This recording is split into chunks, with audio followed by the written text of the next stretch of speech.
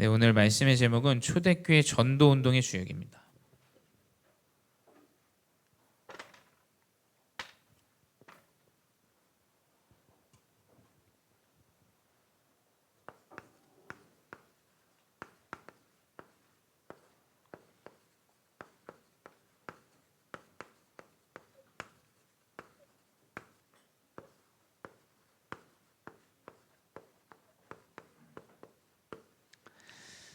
네, 우리 설 명절 연휴인데도 이렇게 말씀 앞에 우리 엘멘트들이 언약을 붙잡는 흐름이 있다라는 게 너무 감사하고, 또 여러분이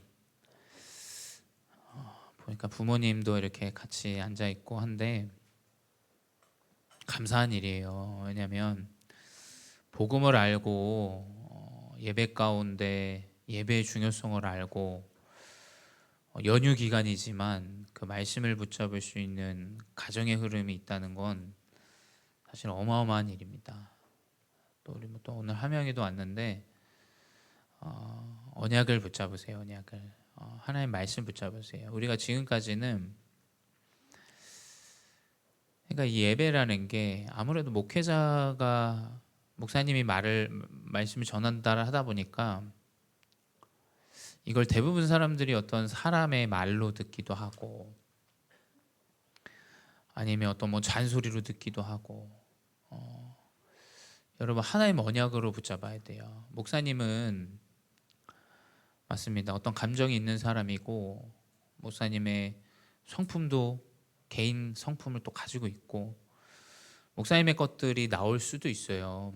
근데 목사님도 최대한 그거를 기도해요. 내가 내 성품이나 내 성격이나 내 말을 해서는 영혼이 살아날 수가 없어요. 그렇죠?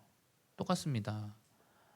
가정이나 현장에서 내가 내 이야기를 한다 그래서 살아났다면, 우리 어른들 여기 계시지만 살아났다면 될 텐데 그게 아니죠. 그러니까 이 진짜 말씀으로만 살아날 수가 있어요. 말씀만이 우리 렘넌트들을 살립니다. 그래서 목사님의 연약한 말로 자꾸 듣지 마시고 하나님의 언약의 말씀을 붙잡으셔야 돼요. 그래서 그 말씀을 붙잡고 여러분이 힘을 얻으면 영혼의 힘을 얻게 되고 능력을 얻게 됩니다. 그 복음을 정확하게 이해해야 돼요. 그래서 목사님은 여기서 내가 여러분의 행실이나 행위나 어떤 이런 이야기를 할 이유가 없다라고 이야기하는 이유가 뭐냐면, 목사님도 화가 나요. 화가 나고, 목사님 그렇잖아요. 목사님은 예배 중간에도 이렇게 문을 빡 닫고 가는, 목사님 그런 행동도 너무 이상하다 생각해요. 사실은 말을 하고 싶어요. 근데 왜냐면 목사님도 그 굉장히 많이 혼나면서 지내왔거든요. 그게 매너고 어디 예배가 아니라 뭘 하고 있으면 당연히 문을 살살 닫고 하는 건 기본이에요. 근데 그런 이야기를 제가 여기서 할 이유가 뭐가 있어요? 그렇죠? 그런 이야기를 할 이유가 없다라는 거예요. 왜냐하면 교회와 말씀은 영적으로 힘을 얻는 현장이에요. 그렇죠? 영적으로 힘을 얻어서 완전 밑바닥 사람, 심지어 범죄자나 완전히 타락한 사람까지도 그 사람을 살리는 게 하나의 말씀이에요. 그렇죠? 그 근본을 자꾸 잊어버리면 이상해집니다. 자 보세요. 이 복음의 근본을 잊어버리면, 그 근본이 굉장히 중요해요. 그래서 근본을 잊어버리면 다 놓쳐버려요. 내가 말씀을 붙잡고 치유되어져서 하나님의 자녀가 됐어요. 근데 나와 다르고 나보다 좀 연약하고 내가 가지고 있던 영적인 문제에 시달리는 사람을 보면 불쌍한 마음이 들어야 되는 게 맞잖아요. 근데 그 근본을 놓치게 되면 사람이 이상하게 보인다니까요. 그렇죠? 이상하게 보여요. 그러면 그게 올바른 말씀 성취와 복음의 성취가 가능하냐? 저는 불가능하다고 보여요. 여러분, 복음은 내가 바뀌어서 어떤 사람을 이렇다 저렇다 이야기하고 기준을 가지고 살아가게 하려고 있는 부분이 아니에요. 복음은 여러분 아시겠죠? 남과 나를 비교하면서 나는 이걸 잘하는데 이 사람은 이걸 못하네. 우리 가정은 이런데 저 사람은 안 되네. 내가 하면 잘 되는데 저 사람이 하면 안 되네. 그걸 가르치려고 복음을 이야기하는 게 아닙니다, 여러분. 절대 오해하시면 안 돼요. 나는 잘하는 부분이 있는데 이 사람은 못하는 부분이 있네. 그거 가지고 손가락질하려고 우리가 복음을 붙잡은 게 아니라니까요. 그럼 그걸로 살아간다면 교회는 그냥 재앙이에요, 사실. 여러분 생각해 보세요. 어떤 교회라는 이 집단이라고 말해서 좀 죄송하긴 한데 이상한 집단이에요, 사실은. 제가 목회자임에도 보지만 이게 연령층이 노년부터 완전히 유년부까지 다 있는 연령층은 세상에 어떤 집단도 사실은 존재하지 않아요. 그건 가족만 존재한 거예요, 가족만. 그렇죠? 근데 교회는 젊은 사람도 있고 나이 든 사람도 있고 병든 자도 있고 아픈 사람도 있고 건강한 사람도 있고 버디빌더도 있고 정신이 혼미한 사람도 있고 온전한 사람도 있고, 이 교회라는 집단이 참 이상한 집단이에요. 근데 만약에 이 복음의 근본이 아니라 남들과 비교와 어떤 의식을 가지고 살아간다, 이 모임 자체가 필요하지가 않은 거예요, 사실은. 그렇죠? 근데 완전히 이 복음을 가지고 이 교회를 바라보고 현장을 바라보면, 내 가정을 바라보면 이제 눈이 달라지는 거예요. 자, 우리는 그 복음을 깨달은 사람을 보고 제자라고 얘기하는 거예요. 자, 하나님은 이 사람에게 사람을 붙이세요. 그렇죠? 교회도 복음을 이상하게 알고 있는 사람에게 새신자를 붙이면 그 이상해지는 거예요. 그렇죠? 육신의 기준으로, 응답의 기준으로 그걸 바라보는 사람에게 새신자를 붙이면 그 사람은 새신자 큰일 나는 거예요. 그렇죠? 되어지지 않고 부족하고 연약하지만 그리스도 중심의 제자에게 붙여야 돼요. 그러니까 응답의 중심이 아닙니다. 경제에 응답 받은 사람한테 붙인다? 좀 그렇게 생각하지 않아요.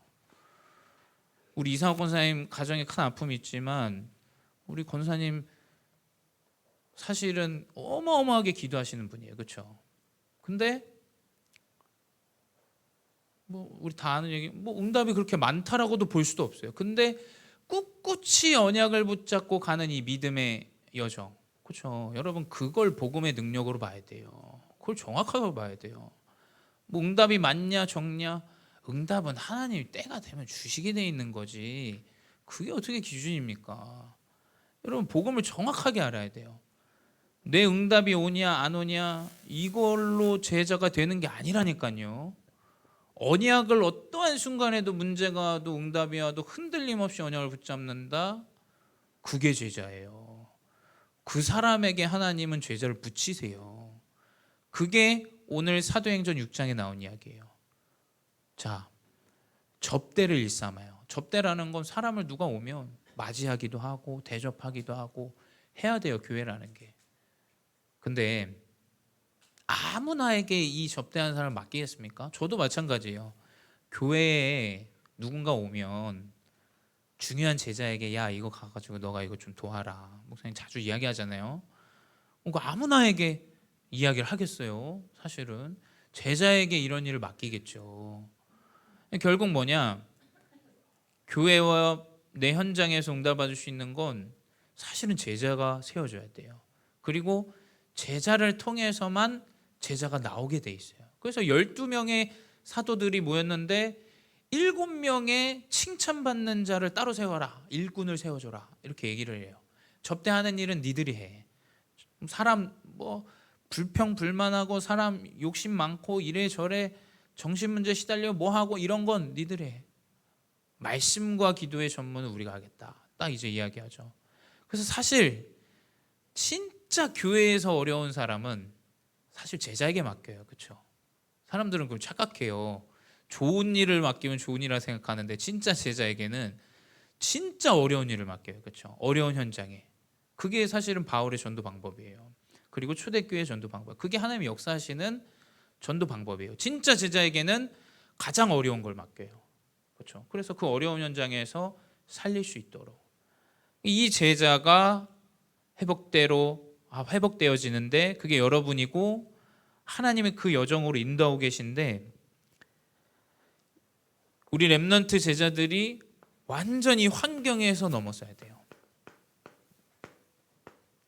모든 사람을 살리고 접대하고 세울 수 있는 사람은 환경을 넘어서야 돼요. 자, 여러분의 환경 뭐가 있습니까? 가정을 넘어서야 돼요. 목사님도 렘넌트 시기 때 이 가정의 현장에서 참 이 시작부터 불가능을 느꼈어요. 시작부터. 우리 가정이 돈이 많지 않구나. 우리 가정이 어렵구나. 내가 똑똑하지 않구나. 또 우리가 이것 때문에 굉장히 빈곤하고 어려움에 처해 있는 가정이구나. 이런 것들을 어려서부터 가정에서부터 미리 확인을 했어요. 근데 여러분, 그 가정의 환경을 넘어서지 못하면 안 됩니다. 여러분 아시겠죠? 그 과정을 넘어서지 못하면 가정에 매이게 돼요. 똑같습니다. 그래서 운명과 사주팔자는 가정 그대로 가는 거예요. 아버지 그대로, 어머니 그대로. 왜냐하면 그걸 넘어서지 못했다라는 얘기예요. 그렇죠? 완전히 가정을 넘어서야 돼요. 여러분의 부모님을 욕하는 게 아니에요. 여러분 부모님보다 여러분은 언약을 붙잡고 더 발판 삼아서 올라가야 돼요. 그렇죠? 그게 너무나 맞는 이야기예요. 가정을 완전히 넘어서야 돼요. 두 번째 뭐냐? 여러분의 친구와 인간관계죠. 이걸 넘어서야 돼요. 여러분 주변의 이야기들을 거기에 완전히 붙잡혀 버리면 아무것도 할 수가 없습니다. 아시겠죠? 친구와 관계와 이 문제에서 완전히 넘어서야 돼요. 그래야 하나님은 여러분을 제자로, 많은 사람들을 살리는 제자로 인도하세요. 그래서 목사님도 렘넌트 시기 때 친구 하면 이제 깜빡 죽었어요. 진짜로 친구 하면은. 근데 이 복음을 깨닫고 그치, 사람의 이야기, 세상의 기준, 오히려 나를 굉장히 혼미하게 하는 생각이 많이 들었어요. 그래서 사실은 목사님은 친구가 없어요. 없는 것 같아. 친구가 없어요. 근데 이제 복음 안에서 이제 만난 친구들이 많이 존재하죠. 근데 그 친구와 인간관계에서 나오는 그 말과 기준에 여러분 녹아들면 안 됩니다. 그걸 넘어서야 돼요. 그런갑다 넘어가세요. 그리고 세 번째 뭐냐? 여러분 학업의 수준에 매이면 안 됩니다. 학업을 최선을 다하셔야 돼요. 하지만 여러분의 학업의 기준이 아니에요. 여러분의 학업의 기준이라면 목사님은 이 자리에 설 수가 없습니다. 그렇죠? 제자로, 증인으로 우리는 나아가야 돼요. 그래서 학업 최선을 다하십시오. 최선을 다하는데 안 된다? 사실은 여러분 최선을 다하는 게 가장 중요해요. 그렇죠? 최선을. 내가 있는 시간에 학업에 이 방법들을 가지고 최선을 다하는데 거기까지다. 그럼 어쩔 수가 없는 거예요. 그거는. 그렇죠? 최선을 다하십시오. 그리고 학업의 기준에 매이면 안 돼요. 그렇죠? 여러분의 수준은 하나님이 2, 3, 7과 5천 정조를 위해서 이끌어 가시는데 학업에 매인다?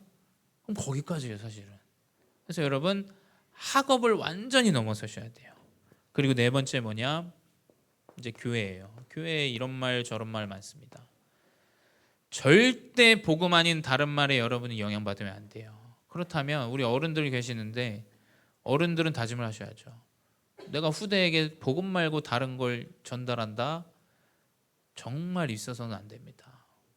그 교회에서 다른 이야기를 할 이유가 없어요. 사실은 아무 이야기도 육신의 어떤 기준에 어떤 행위에 그런 이야기를 할 이유가 없다니까요. 오직 그리스도 언약으로 넘어서야 돼요. 만약에 교회의 수준이라면 목사님은 아무것도 할 수가 없어요. 그렇잖아요.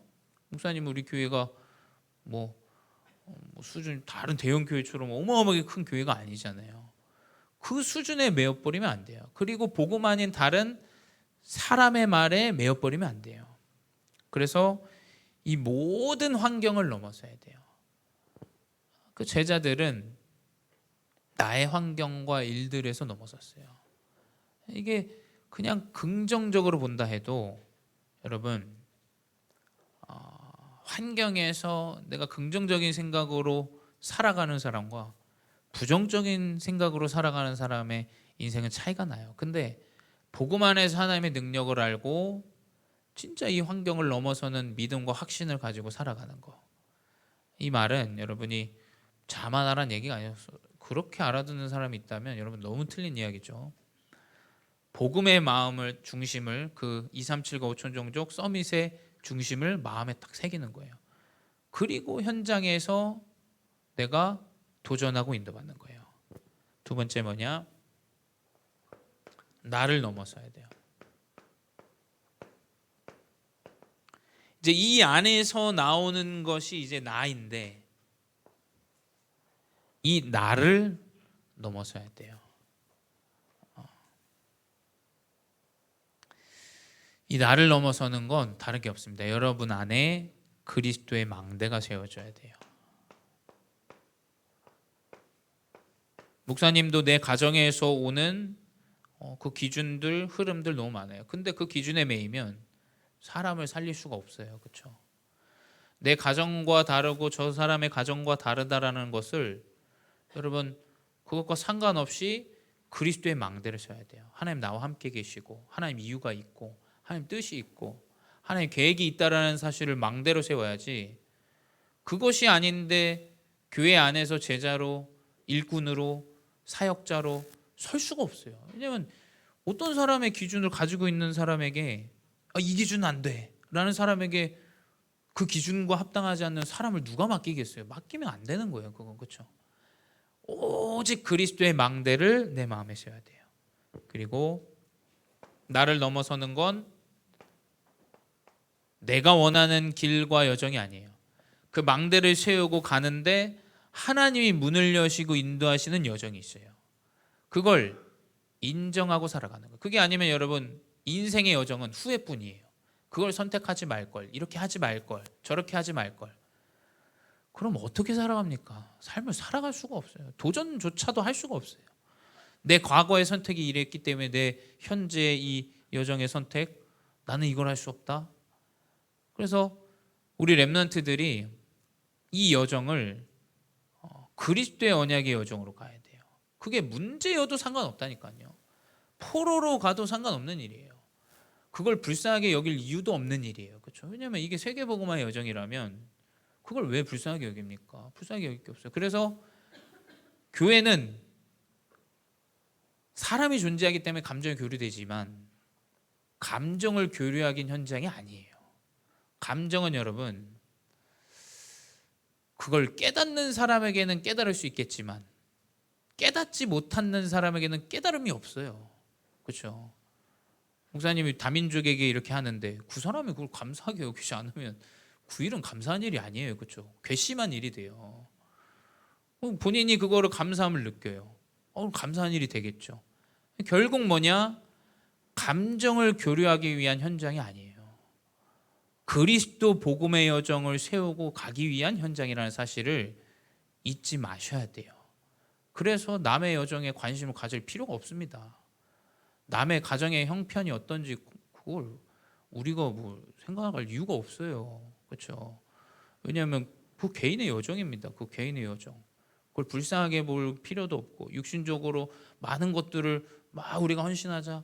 어떤 면에선 도움 받는 것보다 도움 주는 걸 더 조심하게 여겨야 돼요. 그렇지 않아요?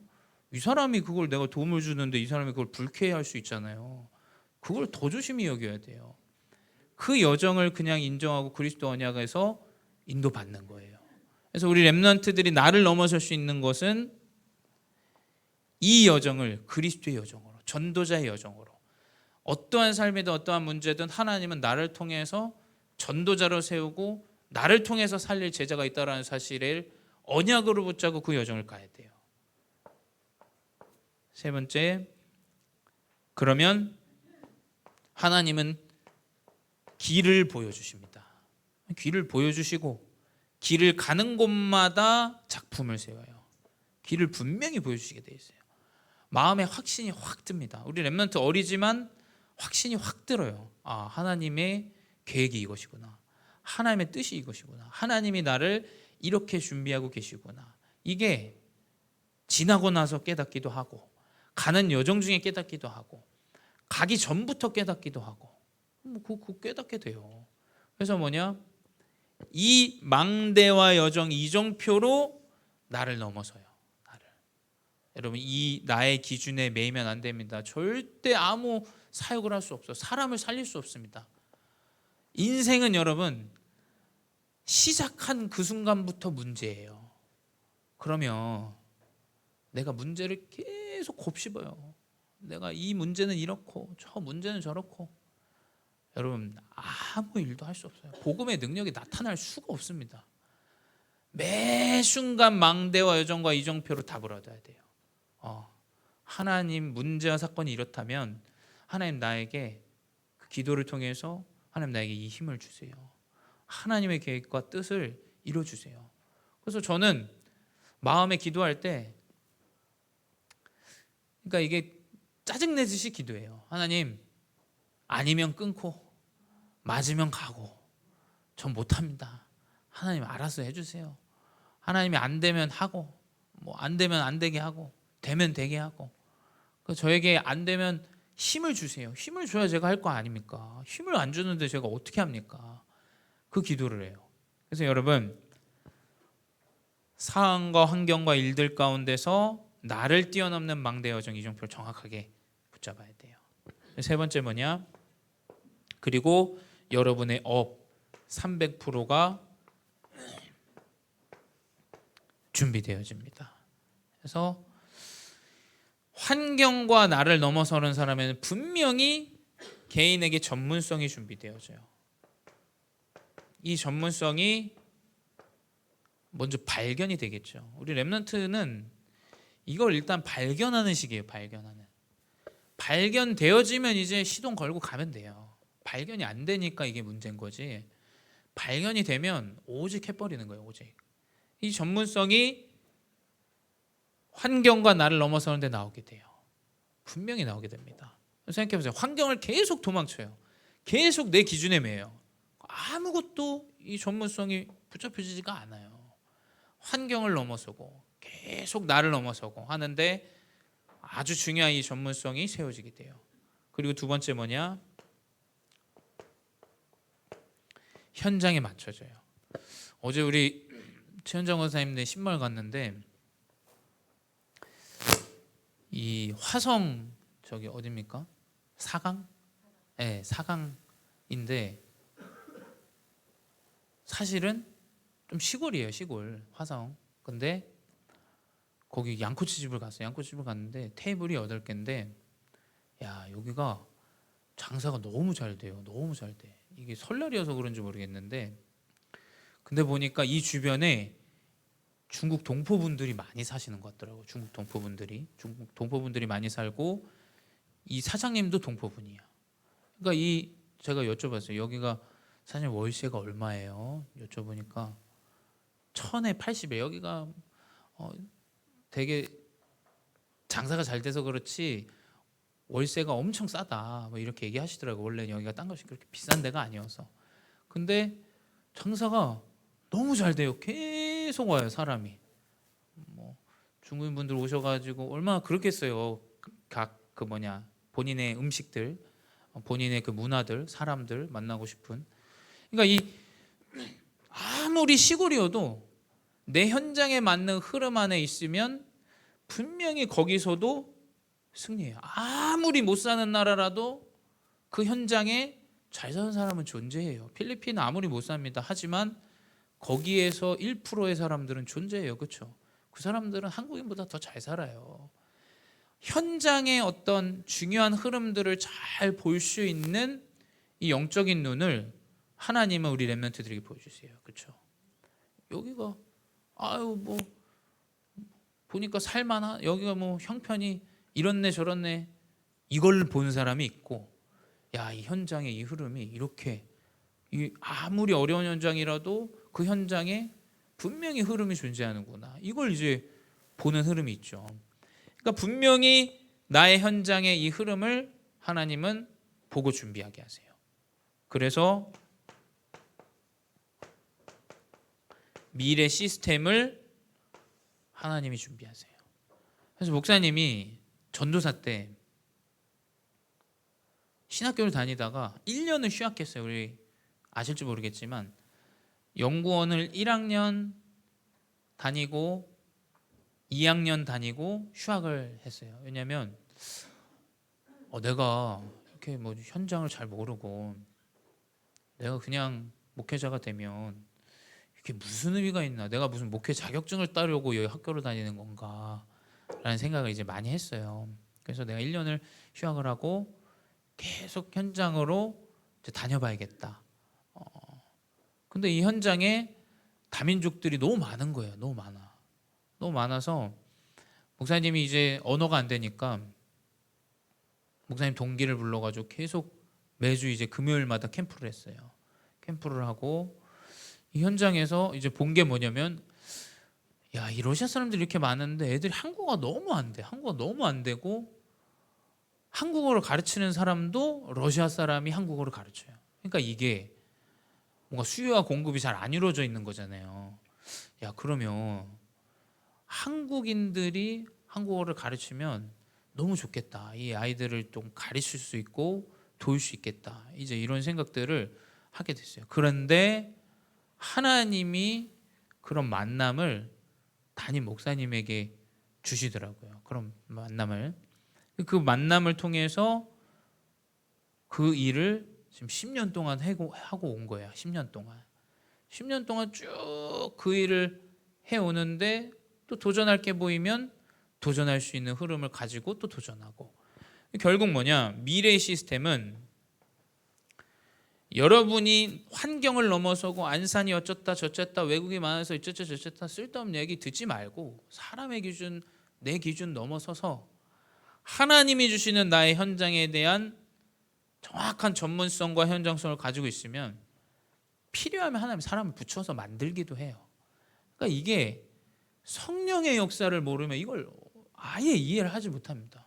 왜냐면 뭘 만들어야 되고 우리가 뭘 해야 되고 이렇게 해야 되고 건물을 해야 되고 뭘 해야 되고 다 맞는 이야기지만 지금 당장에 필요한 이야기가 아니에요. 그렇죠? 결국 이 미래 시스템은 하나님이 세워주세요. 여러분이 피하지만 않는다면, 나의 환경을 피하지 않고 그걸 넘어서서 나의 기준에서 묻혀가지 않고 그걸 넘어서서 간다면, 그래서 여러분이 뭐냐? 제자로서 오늘의 현장에 그래서 집중해야 돼요. 여러분의 지금 주어져 있는 오늘의 현장에 미래가 있어요. 그리고 오늘의 만남에 하나의 미래가 있어요. 이 현장에 집중해야 돼요. 오늘 볼 인물들은 스데반과 이 빌립 집사인데 이 사람들이 7명, 오늘 본 본문에서 7명의 일꾼으로 세워진 사람들이에요. 그 사람들이 이제 사역을 하는 거예요. 그 7명의 이 제자들 일꾼들 가운데 기록이 남아있는 거 이 두 사람뿐인데 그 5명의 이름도 없이 빛도 없는 사역들을 했던 사람들도 존재하는 거죠. 그러니까 이 나의 주어진 일꾼으로서 제자로서 오늘의 현장에 집중하는데 하나님이 문을 여시고 제자를 세우세요. 그게 첫 번째 뭐냐? 사도행전 7장 1절에서 60절이에요. 자, 일꾼으로 세워진 스데반.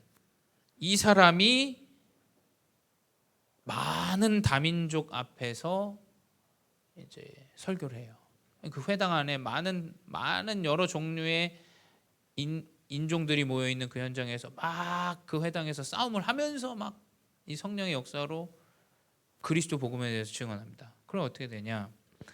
이 스데반의 설교가 무엇이냐? 그 사람의 내용은 즉슨 그리스도에 대한 이야기예요. 이 사람의 설교에 그리스도에 대한 내용을 사람들은 시기 질투하죠. 그래서 사도행전 6장 13절에 보게 되면 그렇게 말한 적도 없는데 그런 뜻으로 말한 것도 아닌데 모세의 율법을 완전히 뒤집는 것이 그리스도다. 뭐 이제 거짓 선지자들을 세웠다 기록되어져 있어요. 여러분이 정확한 환경을 이 그리스도 언약을 붙잡고 환경을 넘어서고 나를 넘어서고 이 300%로 가는데 현장은 계속 여러분에게 문제와 어려움들을 갖다 줄 수도 있어요. 또 심지어 핍박할 수도 있습니다. 여러분이 거기서 흔들리면 안 돼요. 거기서 도망가 버리면 안 됩니다. 그 현장에 집중해야 돼요.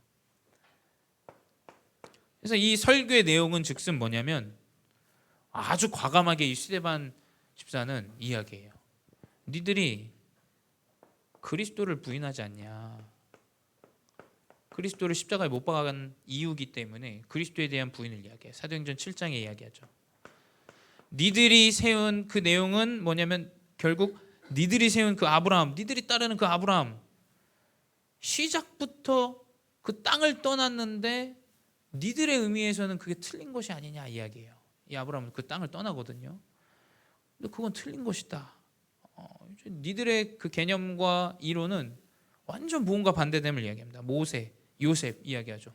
처음부터 너희들이 부인하지 않았냐. 모세가 가자고 하니까 이 유대인들이 핍박하고 틀린 이야기하고 돌아가자는 얘기하고 니네 그러지 않았냐. 아주 과감하게 성경 전체 이 이스라엘의 시작부터 끝을 이야기해요. 아브라함의 조상, 아브라함, 이삭, 야곱 계속 다 얘기합니다. 그럼 어떻게 되냐? 화가 머리 끝까지 치밀어 오르죠. 그리스도를 결국 니들이 십자가에 못 박은 것이다 이야기해버려요. 그래서 결국 이 메시지를 하고 이제 죽음을 맞이합니다. 이 스데반은 한 번의 사역을 했어요. 근데 그 한 번의 사역에 오늘의 현장에 집중합니다. 심지어 이게 죽음이라 할지라도. 근데 거기에 누가 있냐? 이제 바울이 그 자리에 있었어요. 사도행전 7장 58절이죠. 성 밖으로 내치고 돌로 칠세 증인들이 옷을 벗어 사울이라 하는 청년 발 앞에 두니라.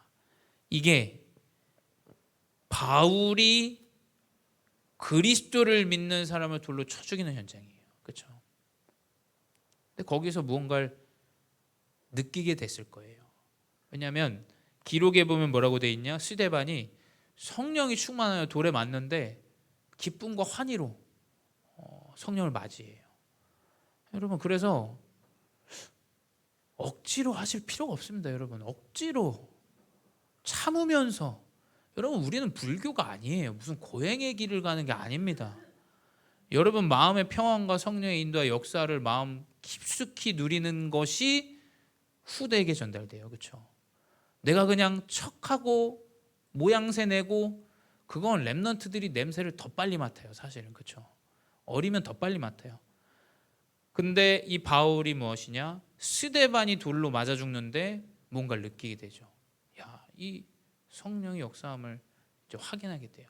그때 무언가 이제 가슴 안에 들어오게 되죠. 근데 그래도 삶은 여전히 핍박자로 가요.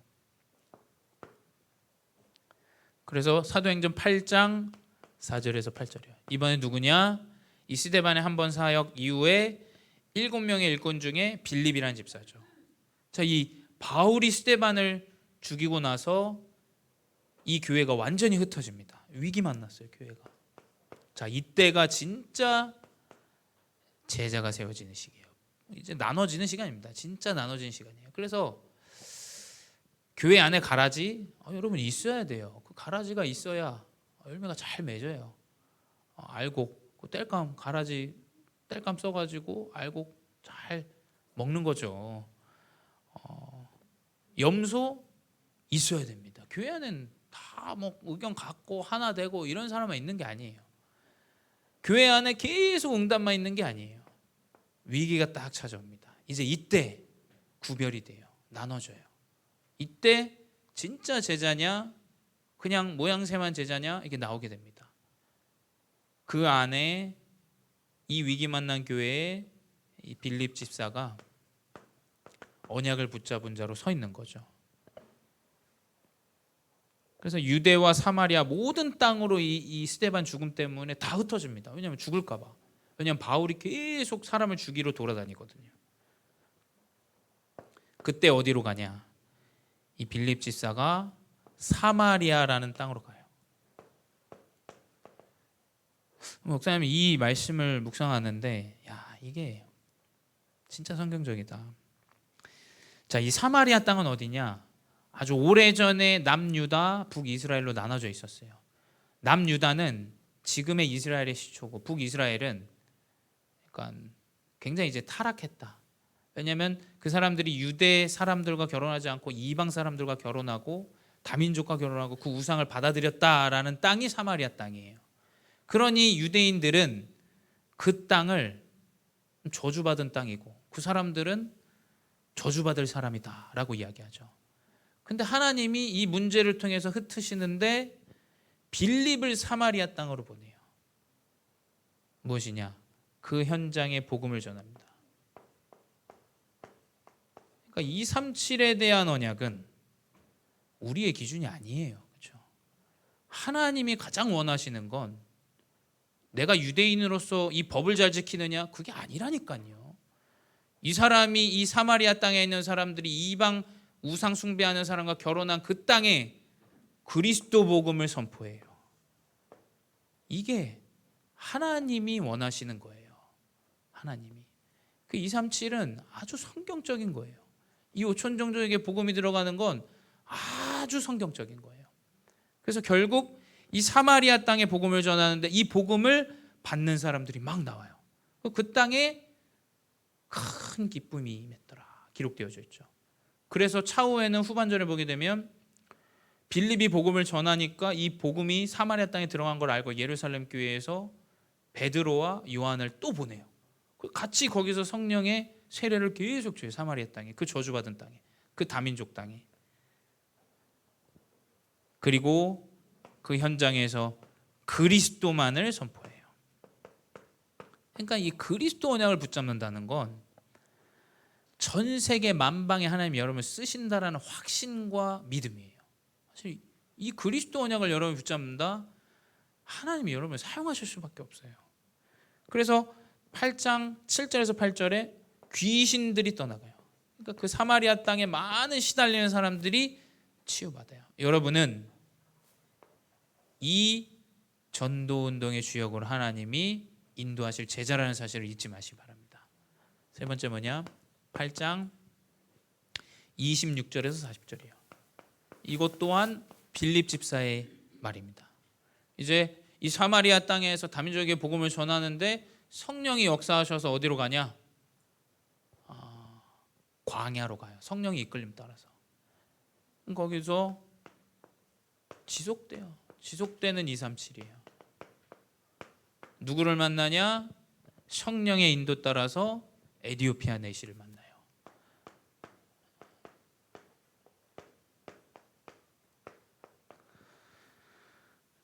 저는 확신합니다. 우리 교회가 237의 언약을 붙잡는다면 하나님은 성령의 역사를 하시게 돼 있어요. 성령의 역사를 하시게 돼 있다니까요. 유대인이 이방인에게 복음을 전하는 건 유대인들 자체도 꺼려하고 법으로도 안 되는 일이에요. 근데 하나님은 위기를 통해서 흩어가지고 그 사마리아 땅에 다민족에게 복음을 전하는데 성령의 역사로 에디오피아 내시에게까지 복음을 전하는 사건이 일어나요. 말도 안 되는 사건이 초대교회의 제자들 통해서 처음으로 이제 이 일이 나타나는 겁니다. 그래서 그 에디오피아 내시가 복음을 전담하는데 어떻게 받냐? 이 사람이 성경을 읽는 거예요. 예루살렘 교회 왔다가 성경을 읽고 이 복음을 깨닫지 못해요. 이걸 누구를 이야기하는 거지? 라는 의문을 가지고 있어요. 8장 32절의 이야기예요. 그래서 이 빌립을 만나는데 빌립에게 이 내시가 물어봅니다. 그가 도살자에게로 가는 양과 같이 끌려갔고 털 깎는 자 앞에 있는 어린 양같이 조용함 같이 그의 입을 열지 아니하였도다. 그가 누구냐? 이렇게 물어봐요. 도대체 이 사람은 누구냐? 그가 선지자 본인을 이야기하는 거냐 아니면 타인을 이야기하는 거냐 이제 물어봅니다. 이제 그때 정확한 그리스도를 설명해요.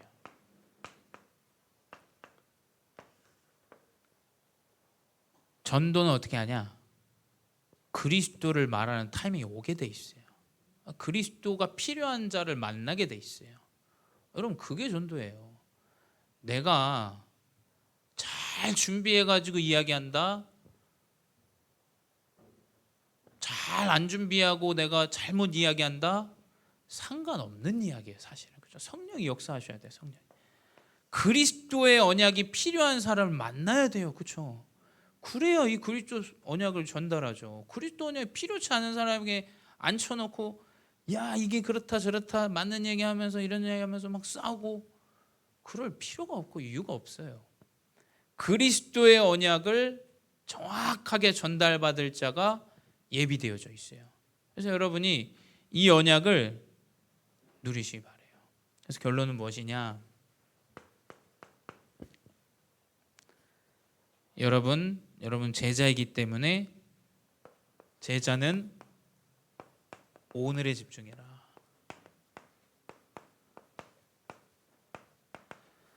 오늘에 집중하는데 계속 문이 열려요. 계속. 정말입니다. 문이 열립니다. 우리 렘넌트들이 오늘의 학업과 오늘의 스케줄과 영적인 흐름들을 집중하는데 여러분 미래에 대한 만남을 하나님 허락하세요. 여러분 그게 성령의 역사예요. 그걸 체험하고 확인해야 돼요. 지금까지는 내 학업대로 뭐대로 이것대로 지금까지 다 그렇게 살았어요.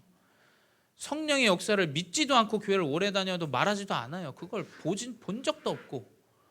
여러분 우리 렘넌트들은 이 언약을 딱 붙잡으세요. 내가 언약을 붙잡고 오늘에 집중하는데 하나님은 내 미래에 필요한 사람을 만나게 하신다. 그리고 내 미래의 여정을 준비하게 하신다. 그 언약을 붙잡으시기 바랍니다. 그래서 그 언약으로 초대교회 이 전도운동의 주역으로 승리하는 귀한 증인 되시기 바랍니다. 기도하겠습니다. 사랑의 하나님 감사합니다. 우리 렘넌트들에게 미래를 준비하는 귀한 여정으로 인도해 주시니 감사합니다. 하나님이 우리 렘넌트들에게 미래를 준비시키시고 미래 언약의 여정을 가게 하실 줄 믿습니다. 우리 렘넌트들의 마음속에 망대와 여정과 이정표로 가정과 학교와 만남과 학업과 모든 교회의 환경을 넘어서고 나를 넘어서서 300%가 준비되어지는 전도자로 인도하여 주시옵소서.